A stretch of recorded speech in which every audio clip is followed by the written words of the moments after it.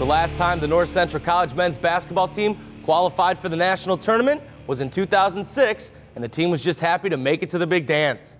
But this season, the Cardinals won the CCIW regular season and conference tournament championship, and we're hoping to make some noise late into March Madness.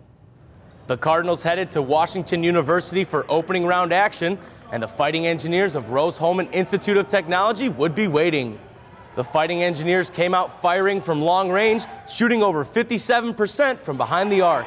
But it was the game in the paint that was the deciding factor, as Landon Gamble led the way for the Cardinals, scoring a game-high 27 points on the day, and North Central took the opening round with a 74-71 victory.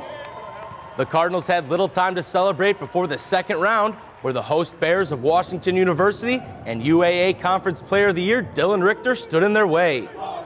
The Cardinals kept their cool after the Bears took a 2-point lead with just under 6 minutes to go, led by Kevin Gillespie, who had a game-high 22 points to go with 4 assists as he propelled North Central to the Sweet 16 for the first time in school history.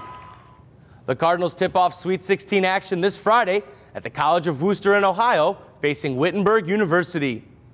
Moving to the original March Madness in the IHSA Boys Basketball Tournament, where 3 local teams would start the weekend hoping to advance, but come Saturday, only one would remain. Jabari Sandifer and Tyler Sutton lead the Neuqua Valley Wildcats against Plainfield East in the Neuqua Valley Regional Final. The Bengals showed they were the top-seeded team for a reason, as they extended their lead to 7 in the second quarter, led by Dee Brown, who had a game-high 17 points, and 6'8" center Brian Bennett, who added 15 points to go with 10 boards. But in the closing seconds, the ball would be in the hands of Sandifer, who was looking for the tie, and he couldn't get the roll, and the Bengals would hold on to win 47-45.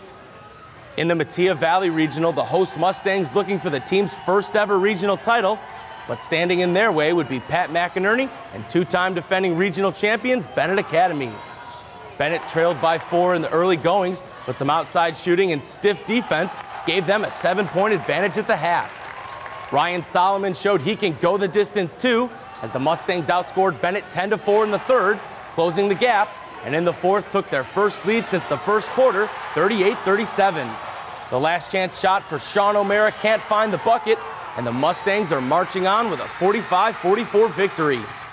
And we finish back at North Central College, where the NCAA announced the qualifiers for the National Indoor Track and Field Meet, and a flock of Cardinal men and women will be heading to Grinnell College this weekend. The women's team will be represented by freshman Elizabeth Composto, who in the pole vault had the 6th best mark in the country this year, vaulting 3.77 meters. And Chris Dakota, whose mile time of just under 4 minutes 57 seconds is 7th best nationally.